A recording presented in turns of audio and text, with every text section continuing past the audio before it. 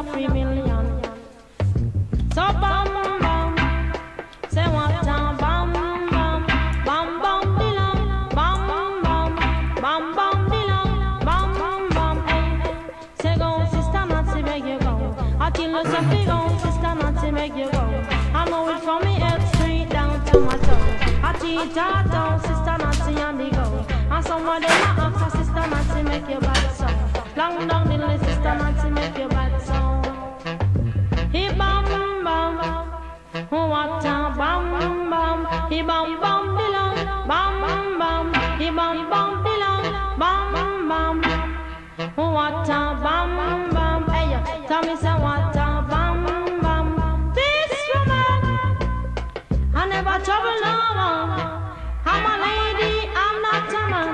MC is my ambition. I come feel nice up Jamaican. So bam bam, say what a bam bam, bam bam belong, bam bam, bam bam belong, bam bam. Hey, tell me say one thing Nancy can't understand. One thing Nancy. Now easy, Lottie. You know, see me run things. Like seriously, you know, say a woman run the world. Ladies, come back me. I'm on roll. No woman can take me fi fall. Me wear the pants in the house and me roll. Woman rule, no man can take me fi fall. Me have me education, me go a good school. And me run things and me not stop set up. No matter with the argument that God set this up. Woman run things and me not stop say so. Remember is a woman you're born from me now. Hey Lottie, you really want a competition? Me know say woman no admit when they wrong. You know the younger thing wanna have over man is to lock up the shop and no give none opinion. Wait there, you know you love your belly too much. Every day you want steamed fish and Irish red crush. And every time you pass me, you're tempted to touch. You just come start me up and know you can't keep up. And what that you a say? You a try style me up. You know anytime me do 100 push-up. Beat some ice stars, drink some pep up. All argument done anytime me get up. Get up, pep up. It better you shut up. Me can't even time you the way you a rush. You know me sorry for you when me give you a little touch. But your minute soon done for me go play Candy Crush. I'm on roll. No woman can take me fi fall. Me wear the pants in the house and me roll. Woman rule. No man can take me fi fall. Me have me education. Me go a good school. And me run things and me not stop say so. No matter with the argument that God set this up. Woman run things and me not stop say so. Remember is a woman you born from me now. Hold on the lady, you swear say you win. In a Nissa house, yeah, and me and the king. You fi wash and cook and do the cleaning. See me dirty clothes, yeah, don't say a thing. Hold on, what you say, you a king? Eh. Well, I must Burger King. You bring your dirty clothes, you better start the washing. And while you're at it, wash two on my G-string. And don't make the bleach touch the bed linen. Or your side of the bed won't be spreading. You know, said the argument, then I make it. I try, you a try this, me when me check it. Me have a secret, me have a girl we preggy. Guess who? You beggy, sister Betty. What you say? I lie, you a tell Pam Betty. You only said that fi get back to me. Vegas said no, say a trouble you a look. Well, you not go back. Go back on your Facebook. See that now, you take it personal. Oh, you fi bring up all me ex-gal. Remember your ex-man was a criminal. We used to thief mango and thief scrap metal. Lord Veggie, why you are off and a puff. You fool round me and know me play rough. You know you're not worry. You know you me love. Come here, baby. Me know you need a hug. I'm on a roll. No woman can take me fi fall. Me wear the pants in the house and me roll. Woman rule. No man can take me fi fall. Me have me education. Me go a good school. And me run things and me not stop say so. No matter with the argument that God set this up. Woman run things and me not stop say so. Remember is a woman you born for me now. I'm on a roll. No woman can take me fi fall. Me wear the pants in the house and me roll. Woman rule. No man can take me fi fall. Me have me education. Me go a good school. And me run things and me not stop say so. No matter with the argument that God set this up. Woman run. Don't worry. Still got 5 minutes yet. Fucking crackheads. 5 minutes. Things and me not stop say so. Remember is a woman you born.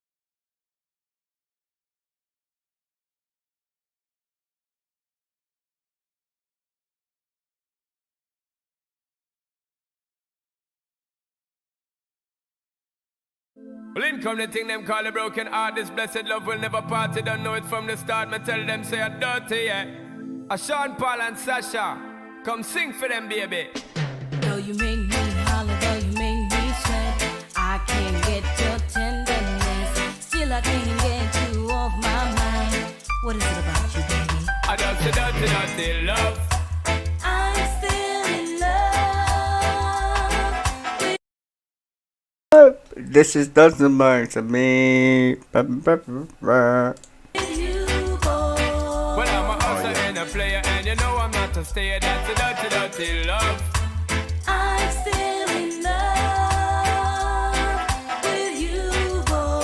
So, girl, I try to understand that a man is just a man. That's a dirty, dirty love.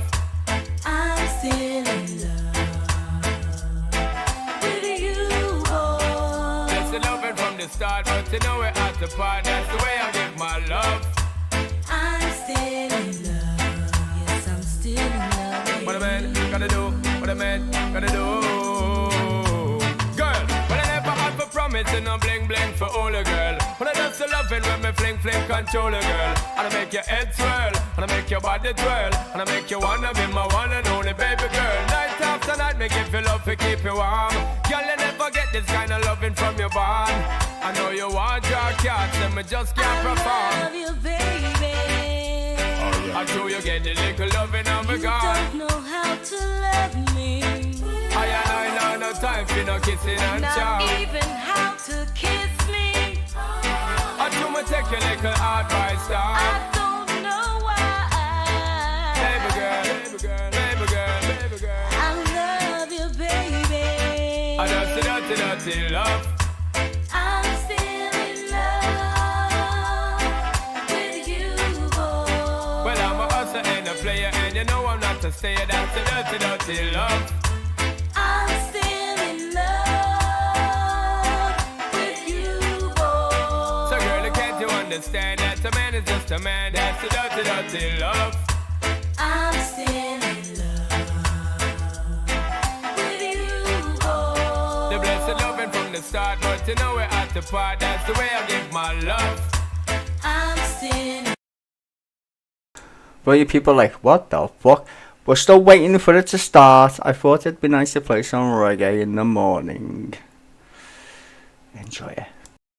Yes, I'm still in Yo, what a man gotta do, what a man gotta do, girl. Hey, I do me give her dog love and say bye, bye, bye. But turn around, she asks a question, why? When me I would love to show you what I'm looking at, but it's let's do match of the day. So if you want me to get fucking banned, like literally want me to get banned, I can't show you match of the day. It's literally match of the day right now. So we're just waiting. We're waiting. We're waiting. Just saying. We're waiting. Arteta. There we go. 2 minutes, ladies and gentlemen. Man City are the Champions League champions, and fuck knows what's gonna happen to Liverpool. We lost. Ugh. I love you, baby. I know you get the little loving and me You gone. don't know how to love me. I know no time for no kiss up, no Not charm. even how to kiss me. I do me take your little advice I down. don't know why.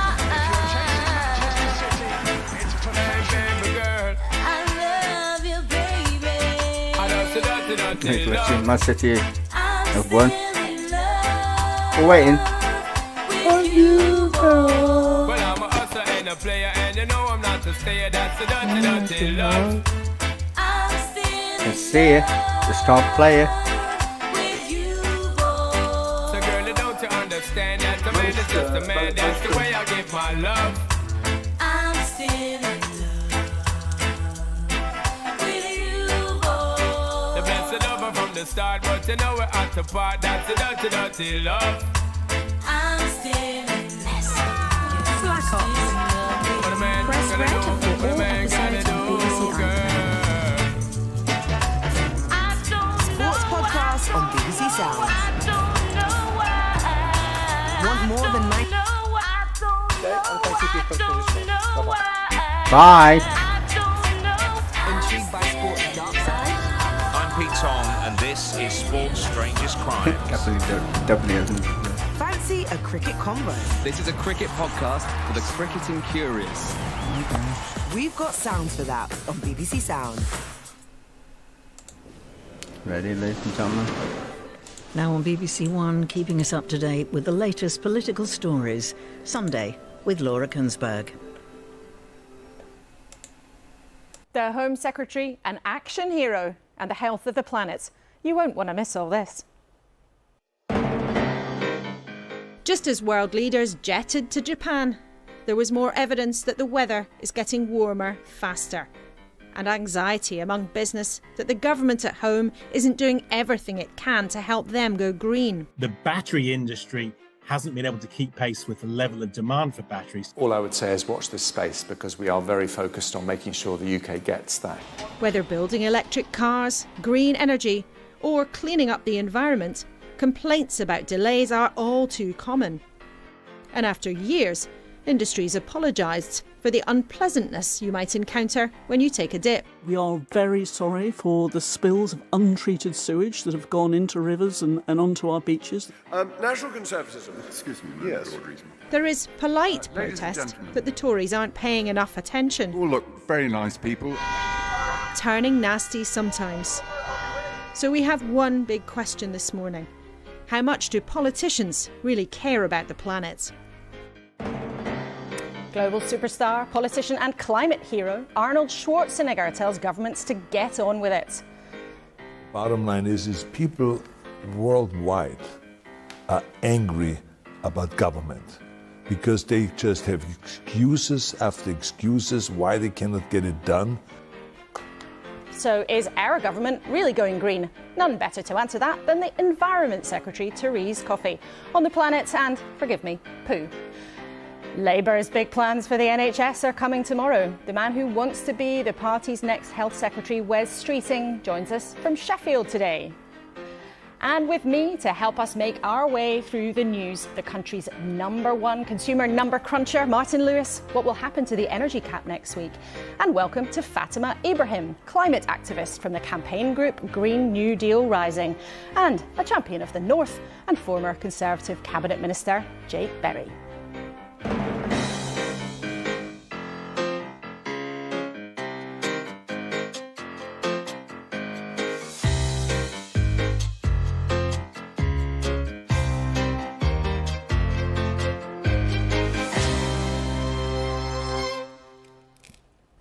Morning, morning. Saving the planet, saving our rivers from sewage, and how Labour says it will save the NHS. A lot to talk about. But first, let's look at the headlines this morning.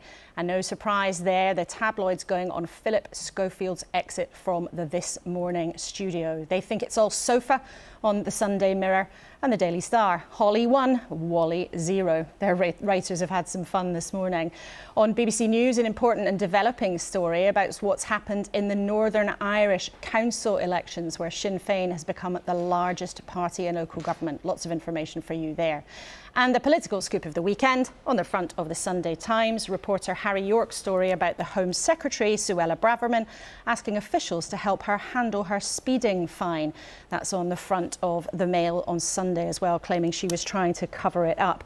Welcome to all three of you. Jake Berry, should there just be an investigation into what Suella Braverman did? Just clear it up, get it out of the way. Well, I don't think we've seen enough about this story. It certainly brings into question, I think, the use of civil servants. So I think there's definitely questions to be answered. Let's see what's said. I guess it will be in the House of Commons, an urgent question or a statement about it on Monday. Let's see what's said there. But look, this is part of, people just get speeding fines, right? The Archbishop of Canterbury, Andy Burnham, Rob Jenrick, Tom Tugendhat, these public figures, and you shouldn't do it in the first place. But if you do get caught, you just take the medicine. And let's see where we get to with this case on Monday in the Commons. Well, the core of this story is what she did and whether or not she asked officials to help her cover it up. I want to show you what the Prime Minister had to say. He was asked about it at the end of his trip to Japan a couple of hours ago. I don't know the full details of what has happened, nor have I spoken to the Home Secretary. I think you can see firsthand what I've been doing over the last day or so. But I understand that she's expressed regret for speeding, accepted the penalty and paid the fine. Well, we understand now that the Prime Minister didn't know before this story broke last night. I mean, Fatima, as someone who's involved in politics in a specific way around climate, but generally as a campaigner, when you hear about this kind of thing, what does it make you think? I mean, I think Braverman is a cruel minister who's been an architect of a cruel immigration system, but this is just an extension of her moral bankruptcy. We expect our politicians to abide by the law when they make mistakes, be honest, and not use civil servants to cover up their mistakes. She should be gone, and she should have been gone a long time ago. Jake, what do you say to that? Well, look, I just don't think we know enough detail about it to rush to judgment, but I think the ministerial code is clear that if there are breaches of the ministerial code, then ministers should resign. Whether this is a case where such code has been breached, I simply can't say. I'm a bit like the Prime Minister. I don't have enough detail, but I do think as the week proceeds we will find out more detail, and I'm sure the Home Secretary will come forward and explain her actions if that's required by Parliament. Well, they haven't denied the story, but also we should say there's no suggestion that she's broken the law here. It's how she was trying to get people to handle the fine that she was given. Now, Martin, let's talk about something else. Our viewers know you for helping us save cash. I want to show people something important that's happening this week, because the energy price cap is changing. It's set by Ofgem, the regulator.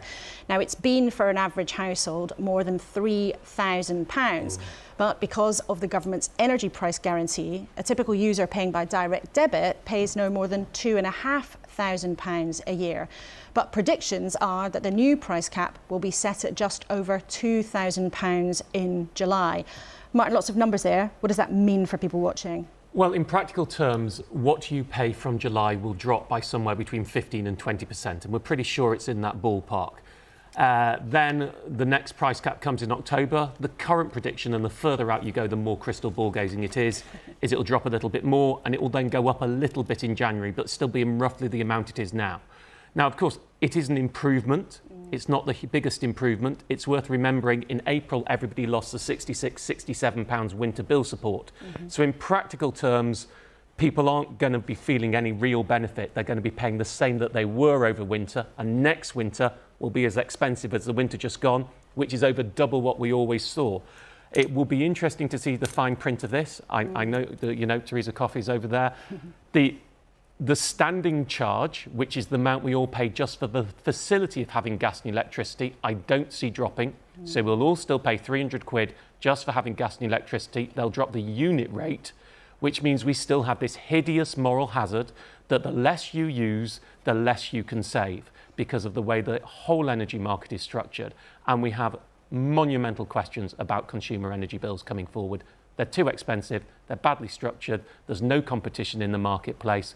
Clearly, the people who have been in charge have been asleep at the wheel for the last few years, and things need to change. OK, all three of you, thank you for giving us your opening thoughts on a range of issues. And in a few minutes, we will be talking to Teresa Coffey, Environment Secretary, and Suella Braverman's Cabinet colleague. You can let us know what you would like to ask her. You can email us, kuenessberg@bbc.co.uk, as ever, or use the hashtag #BBCLauraK, whether you want to ask her about her day job as Environment Secretary, all things green, or what's going on with the Home Secretary. And there certainly are strong views on her in tray, whether on sewage or saving the planet. And that is at the top of the list for one of the most famous people in the world. He could be kicking back after several incredible careers: bodybuilder, movie star, and Republican governor of California. But the self-professed boomer, Arnold Schwarzenegger, has got no time for all of that. He's using his energy and fame to tell politicians that when it comes to saving the planet, they have to get on with it. I went to meet him at the climate conference he puts together every year in Vienna. And I asked him if the story of trying to save the planet was a script or a movie. What scene are we in? I think that there's unlike anything else, because it involves stupidity, it involves greed, it involves politicians, which means it involves lies and exaggerations and promises. It involves, death. It involves sickness, cancer. It involves money. It involves opportunities. It involves so many different things. I mean, it would be a hell of a movie. I would not even say it should be done as a movie. It should be done as a TV series. And where are we in that stage then? You know, I think that we are in a good place because I think that more and more people are recognizing the fact that we are in trouble and that 7 million people die every year because of pollution, and that something has to be done about it. I've seen how we can get things done and move things forward, and how important it is to bring people together and not to fight each other and call each other names, but to bring people together, including the oil companies, the fossil fuel companies, the coal companies. Everybody, bring everyone together, the car manufacturers and everything.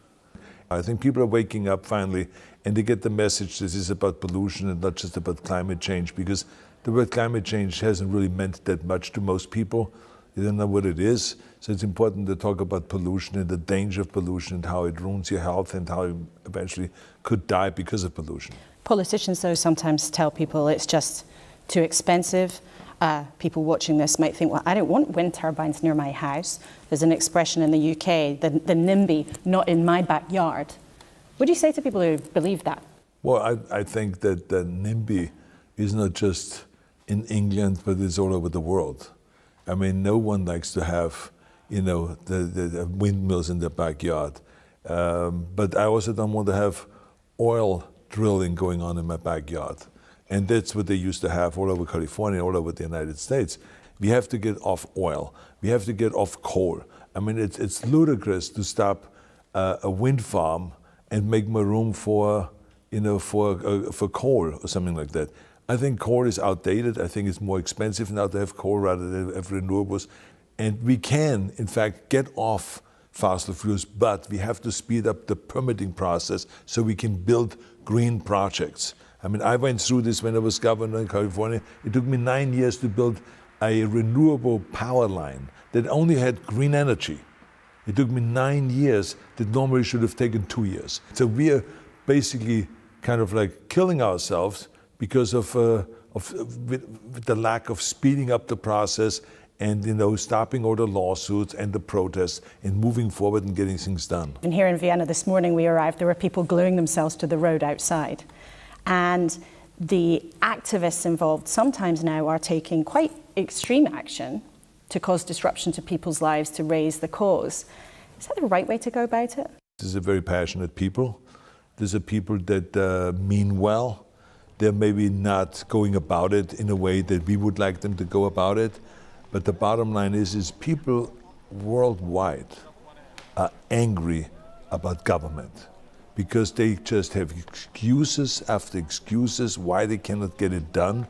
I mean, think about it, that the world signed an agreement in 2015 in Paris to go and to reduce greenhouse gases by a certain percentage. Well, 70% of the countries have not really lived up to their promise. So now you live in one of those countries and you say to yourself, wait a minute, including Austria has not lived up to its promise. So there's 70% of the countries that have not lived up to their promise. So people are angry. They say, what can I do? So they go and just do anything because they're angry and they're frustrated. So governments always find excuses after excuses why it is expensive, it's this or that. I don't know what they're talking about. It's just the will is not there. And they're worried about selling out and all of this kind of things and maybe disappointing the oil companies or the car manufacturers. It needs leadership and it needs people to come together.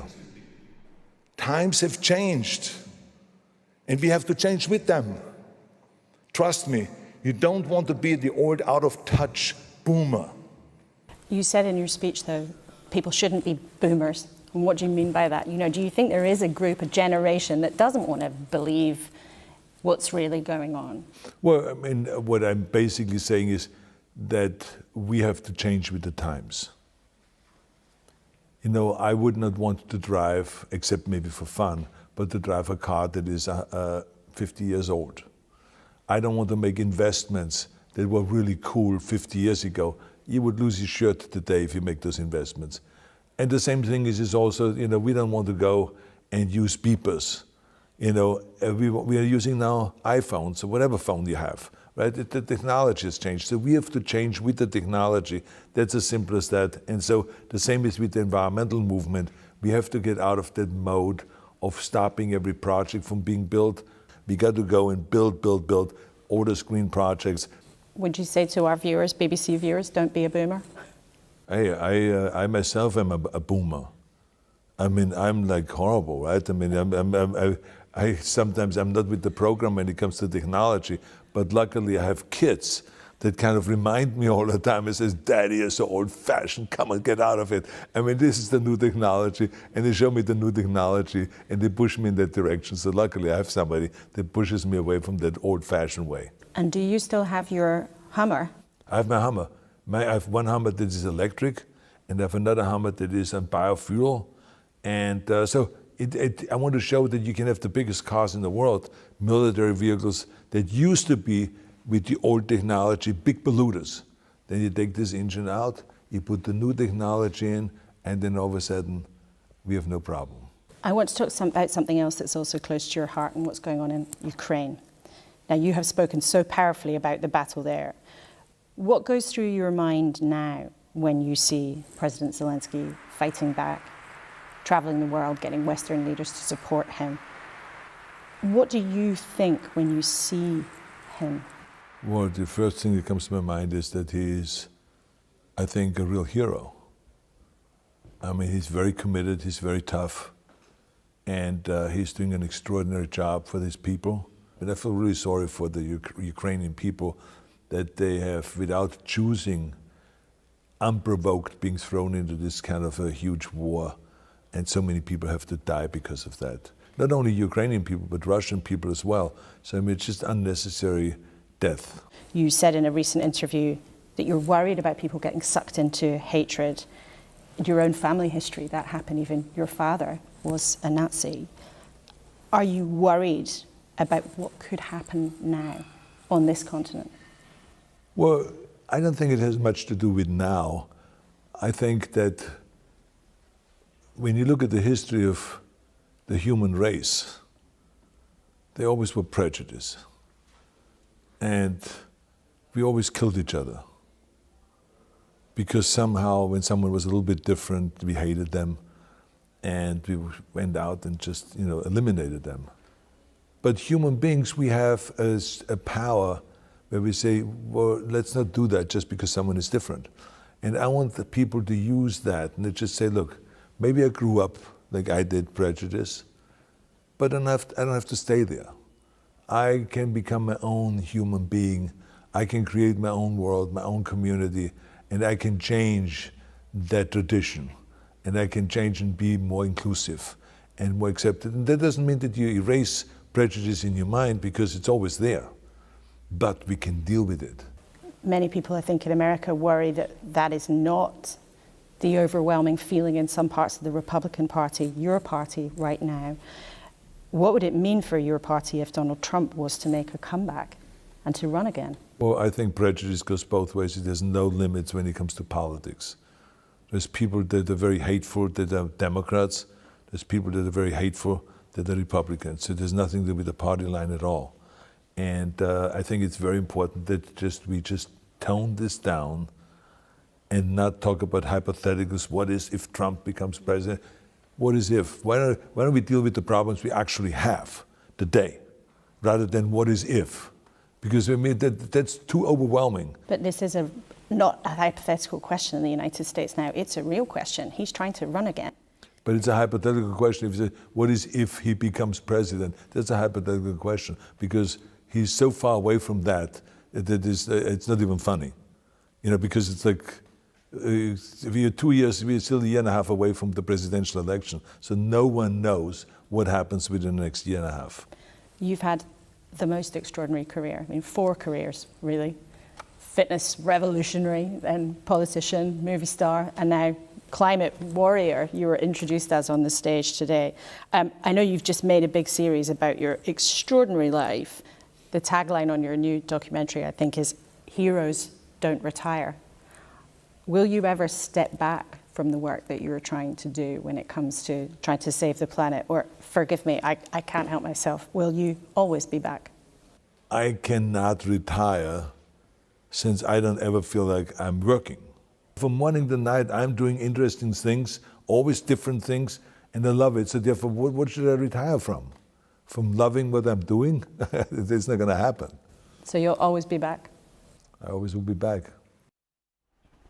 The extraordinary Arnold Schwarzenegger, and you get the feeling that he doesn't like taking no for an answer. So let's get some answers from one of our politicians. The Environment Secretary, Therese Coffey, joins us for the first time in the studio. Good morning. Welcome to you. His message to governments like ours here in the UK and around the world is, when it comes to climate change, stop coming up with excuses, get on with it. Do you agree with him? I think the UK is absolutely getting on with it. We had a really successful COP26 when we brought nations together.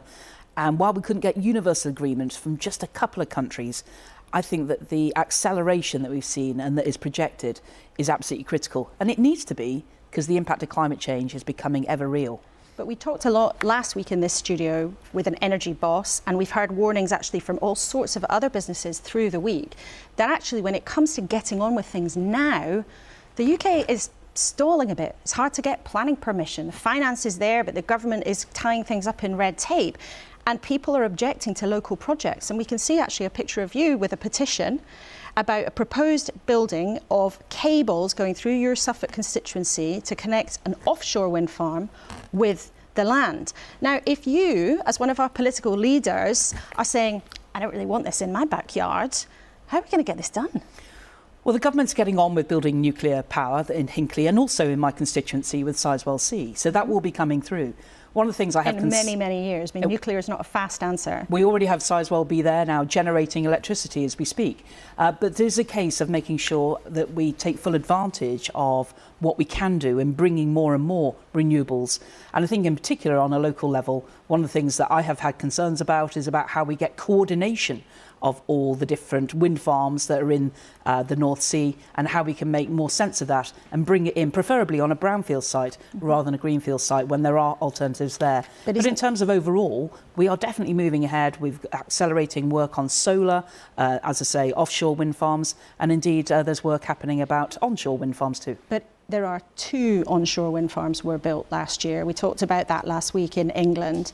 And isn't this precisely the point that when it comes down to people's own communities, maybe perfectly reasonably, like you say, well, actually, I'd quite like a review. I'd quite like to look at a different site. I quite want to kind of everybody to stop and have a think about it.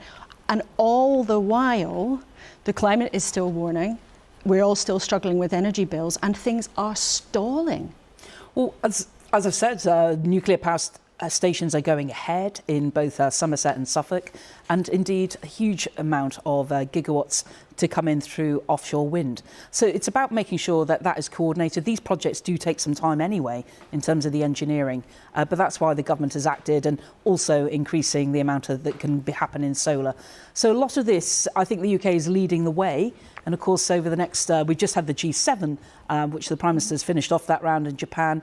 We're moving on to aspects of G20, and that's why we'll continue to work with countries around the world on getting away from coal, which we have done really successfully, and we need to help others with the technology in order to make that transition too. OK, well, while those conversations are going on with world leaders, we are all at home, as we were talking about with Martin, experiencing energy bills about double what they were a couple of years ago.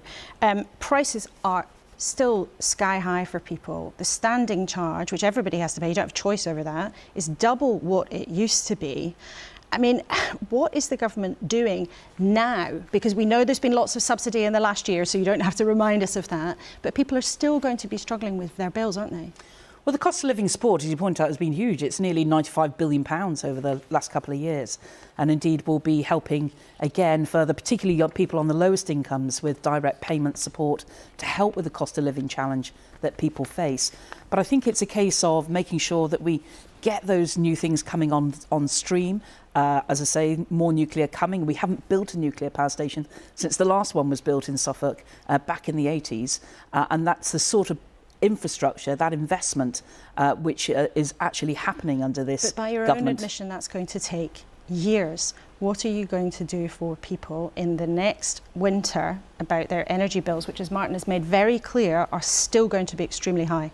Well, historically, the whole concept has been linked to the gas price, and that's why the focus, and indeed the Prime Minister renamed the Energy Department on this, the energy security and net zero, is about how we build more resilience at home. That's why a number of projects are underway, more and more is coming from renewables today rather than that. But there is still a coupling of gas prices worldwide to electricity prices that we see in our bills.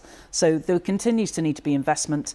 I hear what Martin said about standing charges. I expect that we will continue to look at the different ways that those charges are put through to bill payers. But I do know that there's also considerable support that is going helping people, particularly with the lowest incomes, into the cost of living challenge. Martin, Therese Coffey's just said there is still support for people available. There is support for people on the lowest incomes. The important thing that will happen in July that we haven't seen since last October is the energy price guarantee ends, which means the state subsidy of everyone's bills is ending, 9 months earlier than it was predicted to. The expenditure on it is tens of billions of pounds less than we thought. There is money to help those on lower and middle incomes, and it's the people just above the threshold who don't get the cost of living help, for whom £2,000 a year energy bills are unaffordable. Is there any help going to be for those people? Because I haven't heard of it. You haven't announced any. So is any help coming for them? Briefly, please. Well, the Chancellor set out our plans several months ago on what was happening there. And I'm conscious that there is only a limited amount of support going to every bill payer. But I think the critical thing that people will be expecting from the government is getting that electricity pipeline flowing within our own country rather than constantly being reliant on aspects of the link to the gas prices around the world. OK, which viewers will have heard this morning you don't want in your own constituency. Anyway, let's have a look at another big problem in your... We're having a nuclear power station. There are wind farms already coming onshore. Well, let's look at another big problem in your intro, which our email inbox has been absolutely jam-packed with: sewage and the quality of our rivers and seas. Now, we can look at some of the pictures of sewage being spilled out into the sea. I hope we're not putting anyone off their breakfast. But would you go for a swim in that? Well, I have to say, it's a combination of what is happening is coming out of these storm overflows. What is going through is when we have a particular rainfall. That's when they're supposed to be triggered. Now, the water companies are already under a criminal investigation about what's been happening with storm overflows. But frankly, we would not even know about this if it wasn't for a Conservative government had started to insist on the monitoring and the publication of that data. Now, we're not seeing that in Scotland. And frankly, there are on average, the frequency of sewage flows is happening far more in Wales than it is in England. But my question, I think, for our viewers this morning in England, which is what you're responsible for, is would you go for a swim in that kind of water? What advice would you have for people? The weather's warming up. Would you let children go swimming in water like that? Well, we have over 400 designated bathing water sites around the country. The good news is that since 2010, we've seen the quality of that bathing water significantly increase from about 70%, actually, according to the European Environment Agency, it's actually the worst in Europe. You say it's got better, but actually it's the worst in Europe. That's not true. According to the European Environment Agency. I'm afraid that's not true. OK, well, the European Environment Agency have told us that. There were some statistics that were taken from when there was in the middle of COVID, and that's what The Guardian and others point to, but that's when waters weren't assessed. OK, the point is that we now have 92.9% of our bathing waters designated good or excellent last summer. That's up from 70% in 2010. There is absolutely been investment and work to make sure that our bathing waters are getting cleaner and cleaner. But the point is whether or not it is good enough. People feel so strongly about this. We can show a map of what's happening in England. There are so many places where people are seeing these outflows. I completely understand, Laura, and that's why not only are they under investigation, criminal investigation by the Environment Agency, as I say, the scourge of sewage, that has really been unveiled by the fact that it was a Conservative government that put in place that monitoring had to happen. We put powers into our Environment Act, which the Ofwat can take advantage of and are going to be taking advantage of.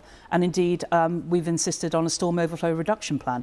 I've asked for a plan for every single storm overflow on my desk by the end of next month. OK. Well, the water companies have apologised this week, and you've pointed out that they are under investigation. But what has made a lot of our viewers really cross is not just, as Lynn Pritchard is asking, why has the government over years allowed sewage to be discharged into rivers and seas, but why, she emails, do we as consumers have to pay extra for this to be cleaned up? Because yes, the companies are promising billions on this, but those billions are going to go onto our bills. Why should consumers pay?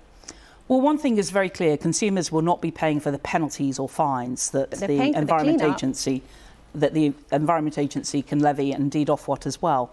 So there's an element there where that is already has to be taken account, that the polluter pays principle. In regards to ongoing investment, there's been a record amount of investment that we've seen since privatisation, and as well as I'm very conscious there have been dividends too. I think last year it was just under 4% repaid. But my question is, why should consumers have to pay? The water companies, I believe, had £2 billion in dividends recently to shareholders. So why should consumers have to pay to clean up their mess? Well, consumers aren't going to be paying for the illegal discharges, the fines and penalties that have already been levied.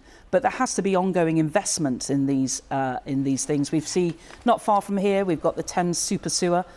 It's a multi-billion-pound project that's taking over 10 years to do. That will eradicate pretty much all of the need to use storm overflows in the future. But I'm conscious, and that's why we've asked Ofwat have taken advantage of the powers they asked for to link environmental and performance to the payment of dividends. I know several of the water company chief executives are not taking bonuses, but what I will say is that we continue to make sure we've got this plan. Water UK have talked about £10 billion. That's about the figure we were expecting them to invest by the end of this decade, and they need to get on with the job and tackle this, including the storm action overflow plans, which I'm expecting on my desk at the end of next month. Okay, let's talk about your colleagues then. Why did Suella Braverman try to avoid a public speed awareness course after she broke the speed limit? Well, I've read the same level of detail I expect you have in the newspapers. I'm not aware of any more specific details than that, but as the Prime Minister said this morning, and if she's taken points, she had the option to do a speed course. She hasn't done that. She regrets the speeding, and that's all the information that I have. Was she trying to avoid the press or the public finding out that she'd broken the speed limit? Well, I only have the same basis of information, and I don't have any particular extra information to share apart from what has already been said. But this story broke actually at 5 o'clock yesterday afternoon. Did you not bother to try to find out what was going on so that you could explain to our viewers what had happened this morning? Well, I was briefed in the usual way before coming on shows like this. My understanding is that is exactly what has been shared, but it is speculation. Well, hang on, the precise Forgive details. Me, Minister. It's not speculation. The government has not denied this. They have admitted that she talked to people in her department about whether or not she had an option to do a speed awareness course on her own rather than having to do something with the public like everybody else does. This isn't speculation. The government has admitted that this happened. Why do, as one of our viewers wants to know, they've emailed in this morning, why do government ministers think they're above the rules and can ask for that kind of special treatment? I don't think government ministers do think they're above the rules. There are people, I think as was referred to earlier, who have, some people have recently lost their licence, some people are getting fines. We've seen that across all walks of public life. But I think, as has been said, or what's been written in the newspapers is there. That's the details that have been shared with the public so far. I don't have any more details than that. Apart from pretty much everybody has the option to pay a fine, take points, or go on a course. The precise aspects about the course is what you're trying to speculate, but I don't have any more details than that. Asking you questions rather than speculating, but you've made it plain that you don't have more information to share. Lastly, it's your first time in the studio, and it's been an extraordinary period of political turmoil. You were Liz Truss's closest probably political friend and her deputy prime minister. A couple of weeks ago, your party got hammered in the local council elections, and your colleagues have told us in this studio, and many of them privately, that the chaos of what happened when you two were there is partly to blame. Do you feel like you should apologise for what went wrong to councillors who lost their seats and to your Conservative colleagues? Well, it's just yesterday I met a number of former councillors in my own constituency, and I've got no doubt that people either stayed at home or may have switched as a bit of a view on their first opportunity since the last what happened last year. So I think that nationally we recognise we've got to get on the job. That's why the Prime Minister's 5 priorities are absolutely key. But do you think that's because of what happened when Liz Truss was in charge and you were at her side? I think people will have different reasons. I do know in my own part of the world we got about the same number of votes for Conservative councillors as we did 4 years ago. However, just the way various local pacts happened, there was a reduction in the number of Conservative councillors elected. So I think it's a little bit more nuanced than perhaps has been said in terms of some of the analysis so far. But I'm, very conscious that national government, we want to get on, do the job.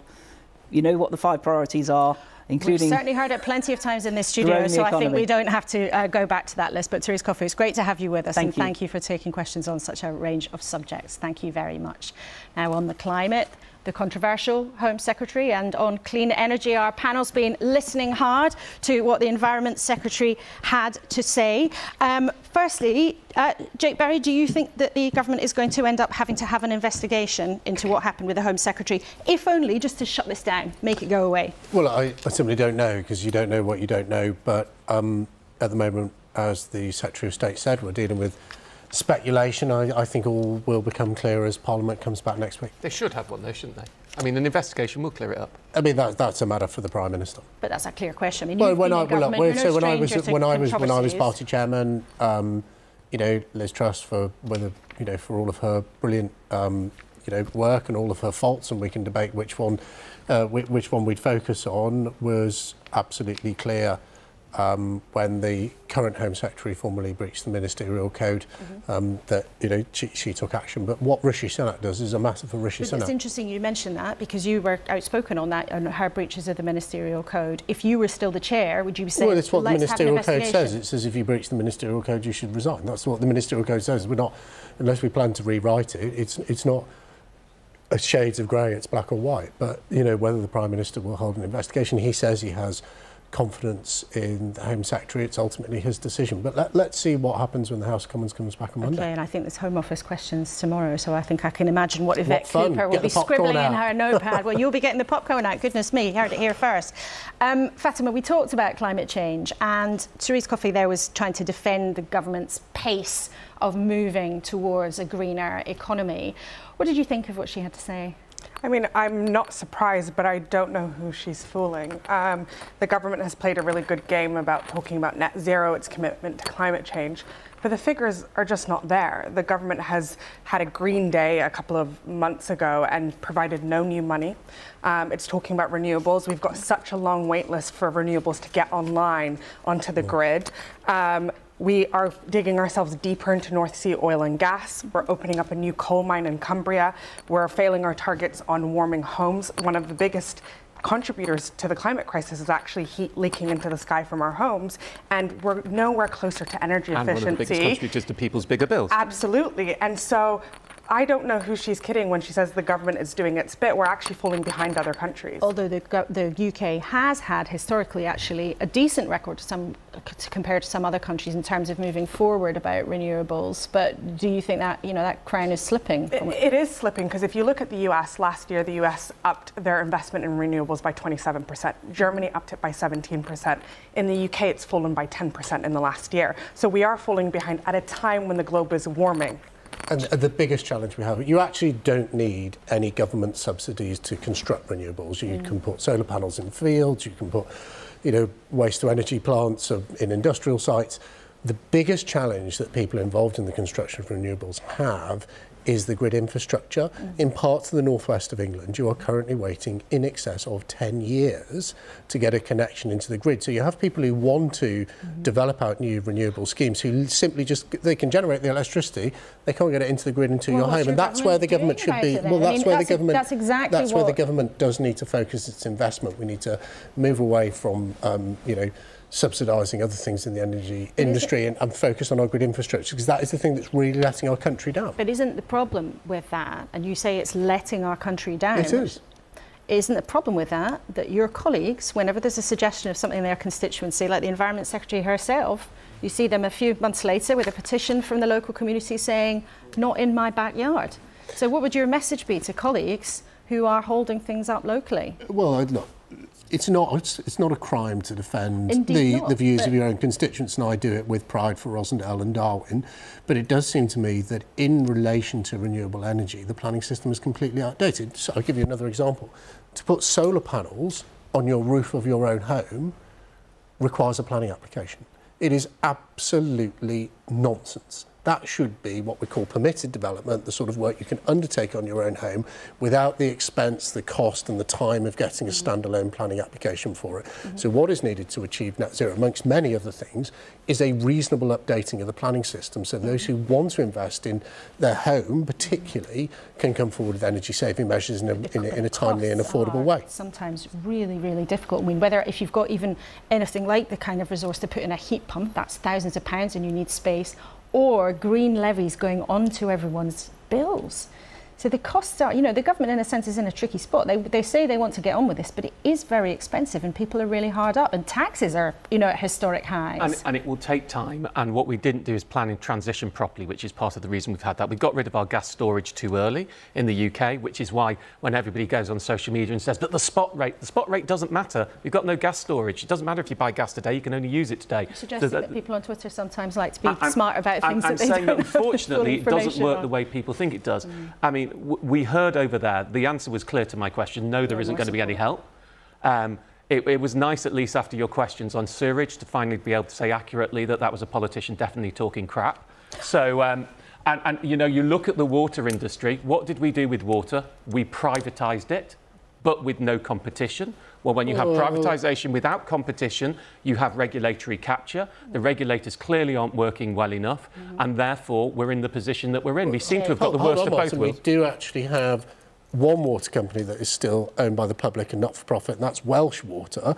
And in fact, in Ceredigion and Gwynedd, we have some of the worst pollution of our rivers in England and Wales. So, you know, whether they're private companies or not, saying the way the water industry works as a whole is a good thing, or you're trying to cherry pick one example? My point is, I'm not. What was the benefit of privatisation? What was the benefit of privatisation without competition? We've seen record and do we have regulatory? Who's in charge? Is it your government's fault or the regulator's fault? What's happened? It must be one of them. But we have so is it the regulator or your government? Your point, I think, if I may, was that you were saying privatisation is a bad thing and has led to this failure of investment. I'm just saying there is a real life comparison we can use, which is well. That's not what I said. I said we had privatisation without competition, which seems to be the worst of both worlds. I'm not sure why we did it. Why did we do one without the other? If you're going to have a privatised system, surely you have to have competition to make the markets work in a market theory, or you have regulation. And that is a big ideological debate that we don't have a huge amount of time for to get into on a Sunday morning. Extend the programme. Yeah. This is the best well, bit. that would be my guess. That would be great if we could have 2 hours every Sunday.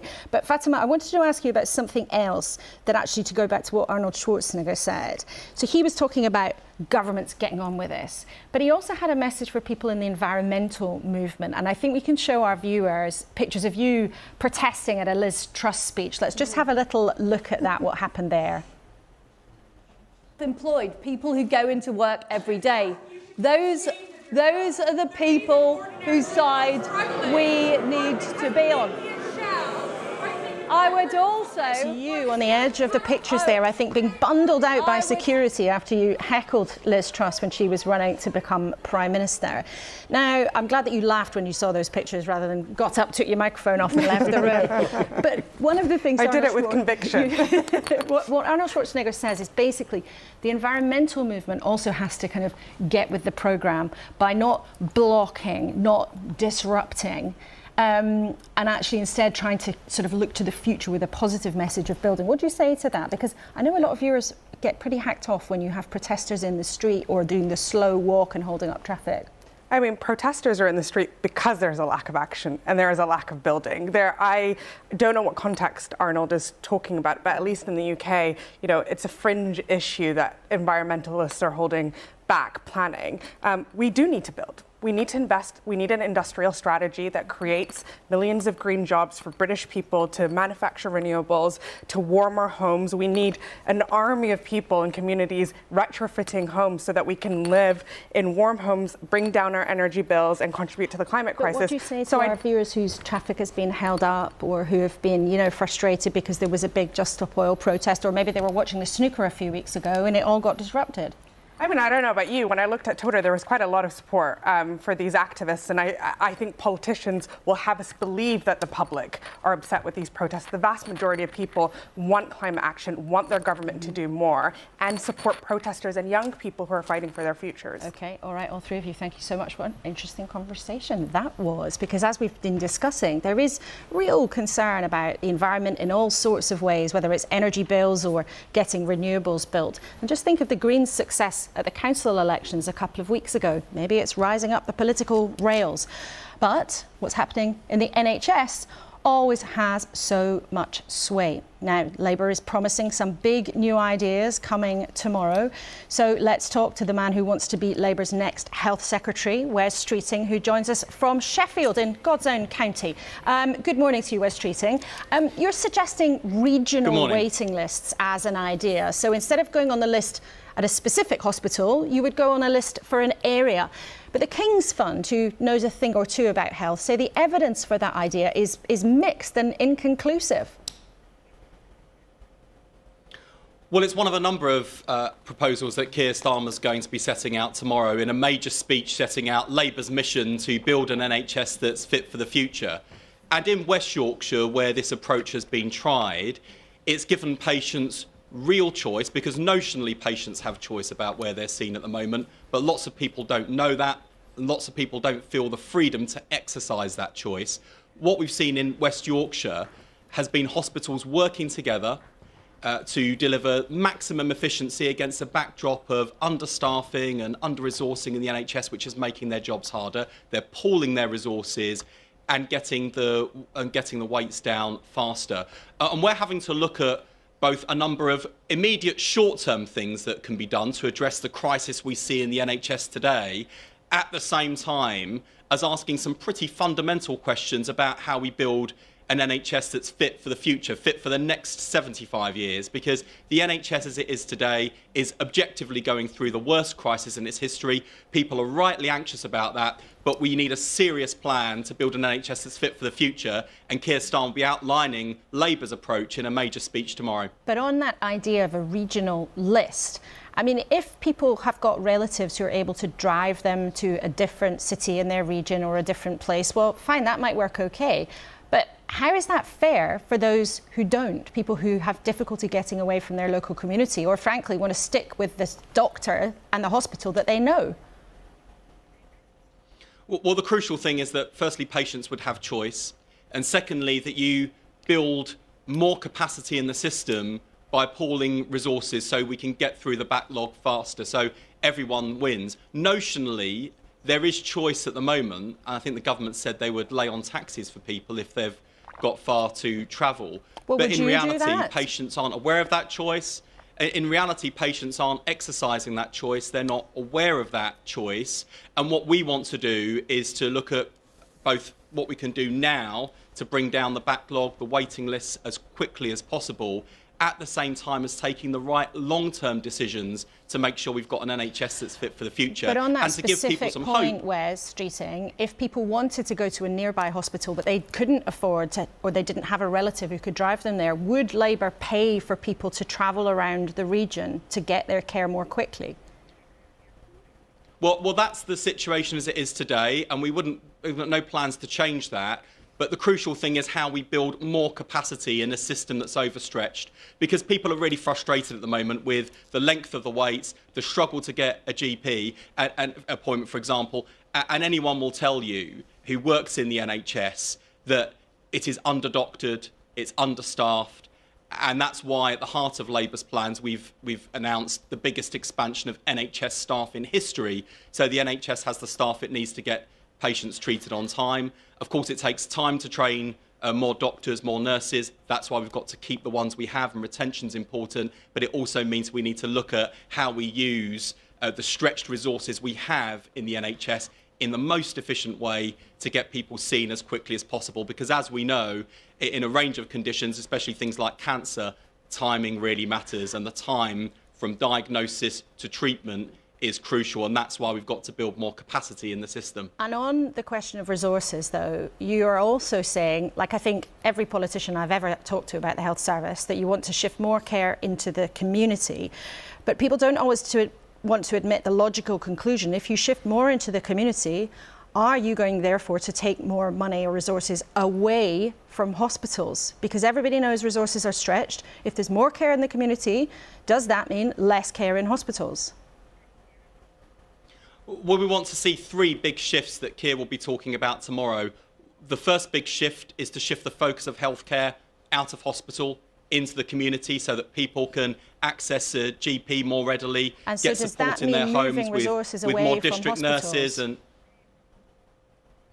well, I think over time we would want to shift the proportion of spending in our health system, because I think, as I've said on your programme before, when you compare the NHS to other countries in the OECD who have much better outcomes than we have here in the UK, the proportions are very different. We underinvest in primary care, community services, mental health, diagnostics and capital. And we've got to shift that focus. You've got to do it over time. I don't think you'll speak to a single hospital chief exec in the land who says that they're awash with cash. This is going to be a difficult year for them, I know. But over time, you'd want to shift that proportion. And the proof of the pudding, Laura, is that actually, despite the pressure they're under, lots of hospital trust leaders are already doing this. They recognise that the pressure we see in hospitals is in part driven by the clogged front door to the NHS in primary care and community services, as well as delayed discharges in social care, and they're spending their own budget in those areas within their communities because they understand that's how you decongest the system, how you get patient flow working through hospitals. You mentioned social care there. You've promised us before your social care plan. Where is it? Because unless you publish a social care plan alongside all of these ideas that are coming tomorrow, a lot of health experts will think, well, you're just putting plasters on, because fundamentally the problem is social care. When will we see your full plan for that part of the health service? Well, we asked the Fabian Society to do some thorough work for us, which they will be publishing in June. In June, well, it's going to be published in June. But Laura, what we have said already is that we've got to deal with the social care workforce pressures, particularly the recruitment and retention challenges that come through chronic low pay in that sector, which means that social care employers are losing staff or struggling to recruit staff because they've got better paid jobs in retail or indeed other parts of the NHS. So that's one part of it. We also want to do more to support people in their own homes, going back to our previous discussion. So which we've is why got a Labour's date committed from to you double the now number on of the district social care nurses plan. So we qualifying, know now it 5,000 is coming health in visitors. June. But I know lastly you want to stop people getting sick in the first place. That is the last important part of your plan for tomorrow. A lot of people in the medical world would think that means we have to deal with alcohol, because it is a huge cost to the public purse when it comes to public health. Now, when you were president of the National Union of Students a long time ago, you backed the idea of minimum prices for alcohol. Some experts say it's worked well in Scotland. Would you consider minimum pricing for alcohol if you win the election? Well, there are a number of things we're looking at in relation to prevention measures, public health measures. We want to make sure that we're not just living longer, but living more healthily for longer, and that does mean doing everything we can to tackle what are known as the social determinants of ill health, as well as those factors that impact on things like chronic disease. And could that I've been mean clear minimum in recent prices days for that we'll booze? take. Well, we're looking at a range of measures. I'm not prepared to make any commitments one way or another on But minimum is that unit one of the pricing things you're today. considering? But on smoking, for example, we've said we will go a lot further than the government has, particularly not just on smoking, by the way, but on vaping, where we've got a whole generation of children and young people being addicted to nicotine on this government's watch. Teachers reporting children showing signs of nicotine addiction in the classroom. I think it's outrageous the way this irresponsible industry has behaved. We'll come down on them like a ton of bricks in terms of the marketing and sale of these products to children and young people.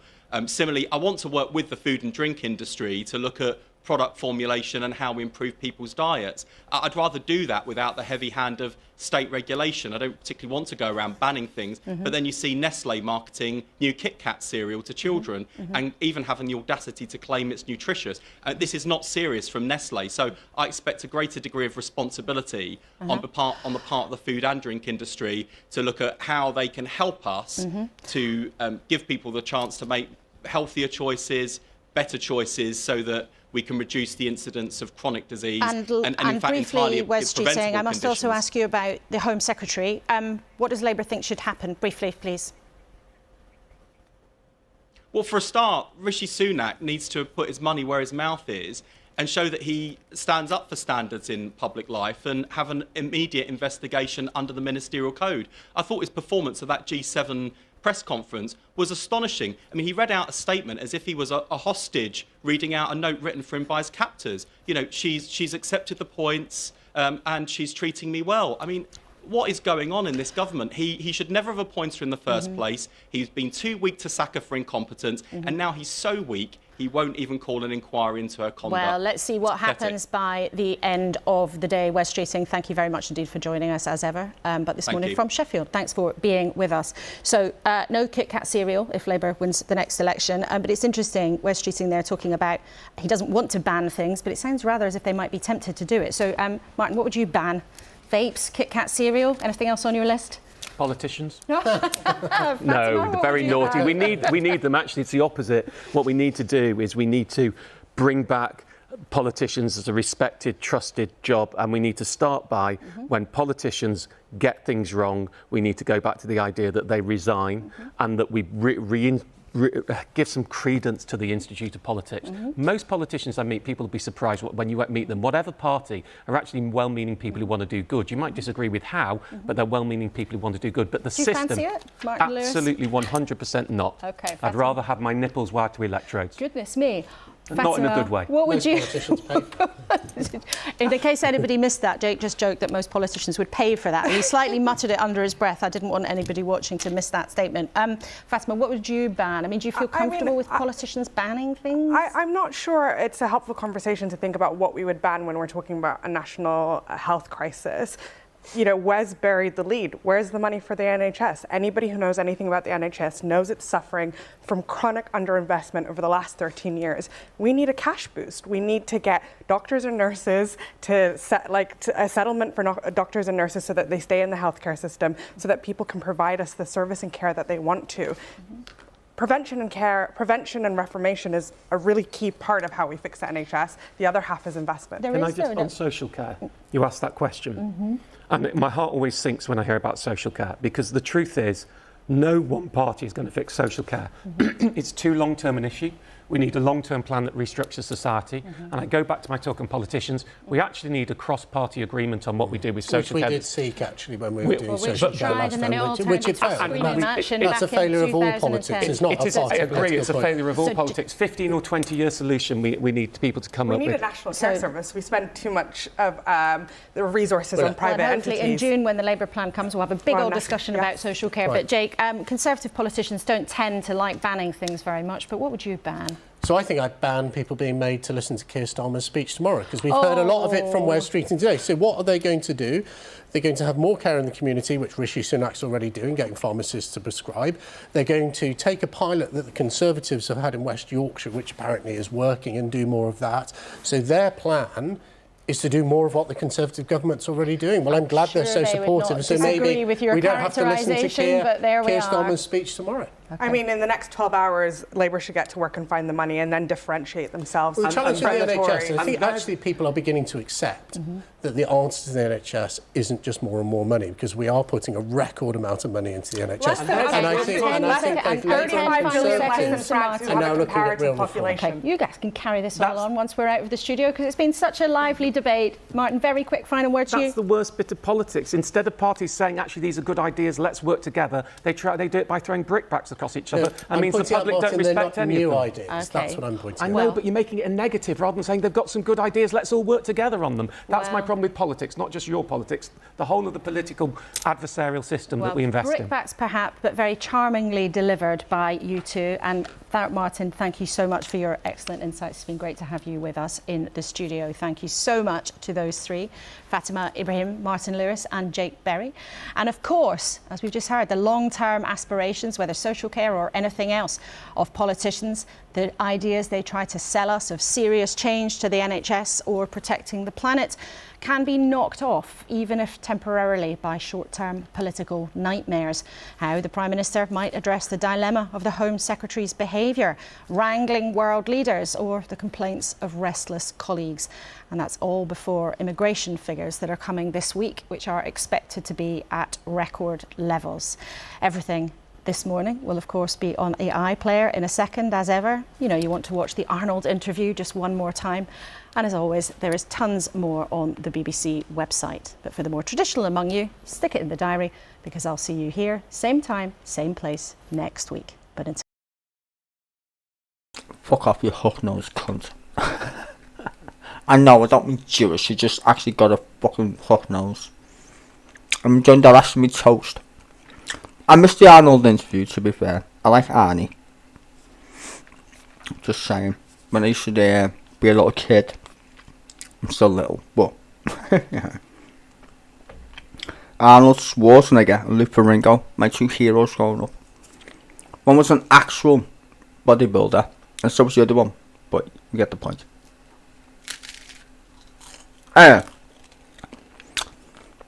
Not asked, really, about missing this TV show this morning, because it was crap.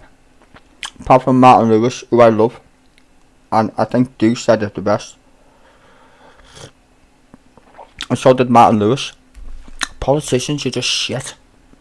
The whole idea of like left and right is shite anyway. Most of us, well, most of them, I should say, neoliberals anyway. Unless you get the like nutters, like Liz Truss or whatever. The vast majority of them fucking neoliberals anyway.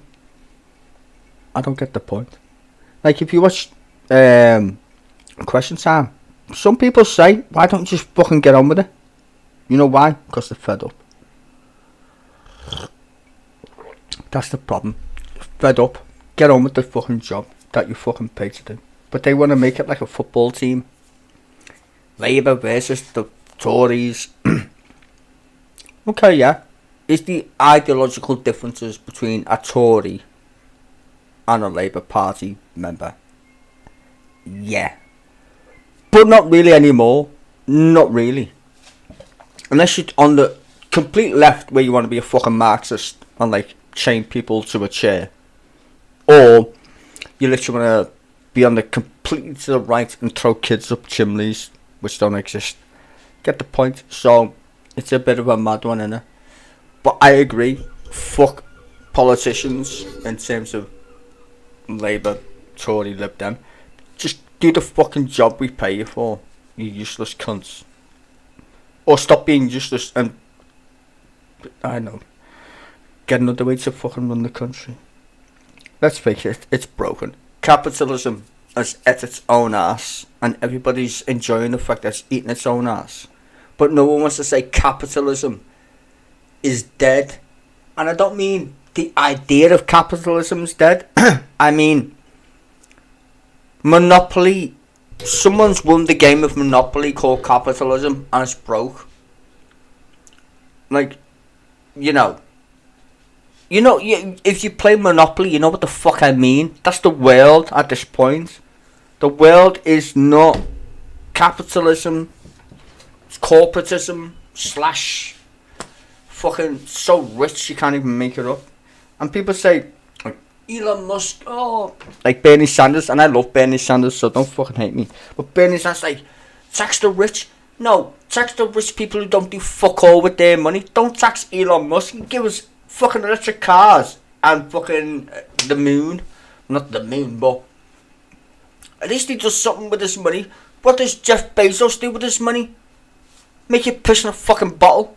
No, tax him, for sure. Just saying. Where's all the other billionaires? They can't just be two of these fucking cunts. Just what about Bill Gates? He's been a billionaire since billionaires existed. What the fuck's he ever done with his fucking money? I want to save people with malaria. Fucking no. Do something useful. Twat. Get the... And so that's 3. That's new. Right? 3 billionaires. Where's all the other billionaires? I'm just saying, conspiracy theories out there. Or you zeitgeist watching fucking motherfuckers. Where's all the billionaires? What are they doing with their money? Fucking zip nada. Fucking bottling water and selling you fucking water. Like Nestle. Nestle want to give you Kit Kat breakfast. Fucking hell, Jesus Christ. I got onto that bit at the end. I was making toast. I was fucking cold. Alright, let's go book coffee. Anyway, pointed. Sorry, no, shouldn't. I tried to munch my toast. Point being is, fuck 'em. Who cares?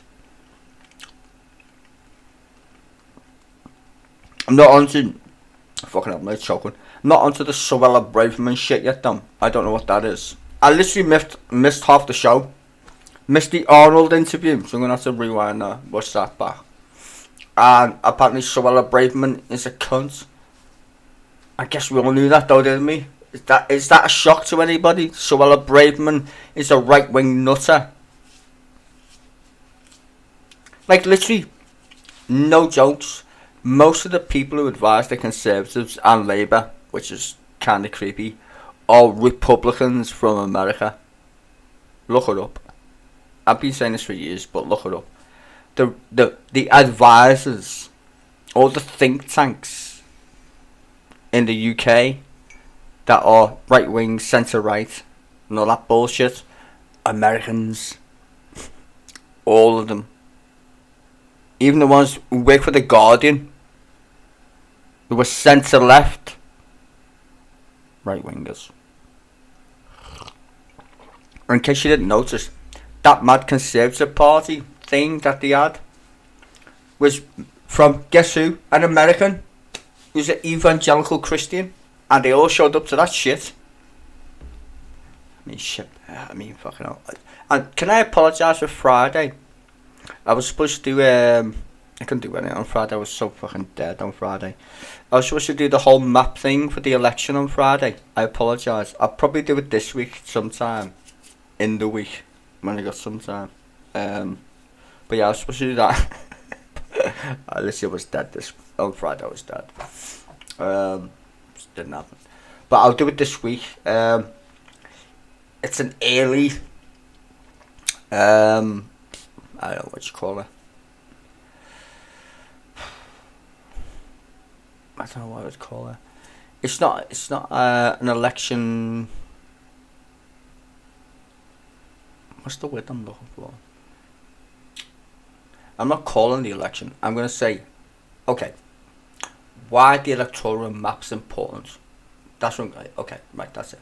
So I'm going to do a video on the electoral map of Britain. Not so much who's going to win the election, but why, if, whatever. You can get at it from that. So I'll do it this week, I promise. Because we've got a week off. There's nothing to do. I don't think there's any politics live this week. Because we got a week off, right? Because it's recess this week. If I'm not mistaken, April. Yeah. So I think we've got a recess this week. So I will try and do that sometime this week. Just for fun, shits and giggles. You can all join in. Have your say in the side chat, as you usually do. Bunch of pussies that you are. Anyway, well that's it for this morning, I guess. Until whenever, I'm gonna enjoy the rest of my fucking toast. God save the king, and yeah, fuck the Tories. And for all you people who say fuck the royal family, fuck you, bitch. 1,000 years. Fucking motherfucker. I like the royal family. Continuity. I would rather Prince Charles any day of the week than fucking Donald Trump. Or George W. Bush. Or Ronald Reagan. Or, I don't know. Name me any president other than John F. Kennedy and Eisenhower. There you go. Happy days. Anyway, I'll see you this week. I will continue to eat my toast, and you, my darlings, enjoy your lovely Sunday, because it's overcast here, but I'm pretty sure it's going to be nice. Ta-roo, ta-ra, and God bless y'all.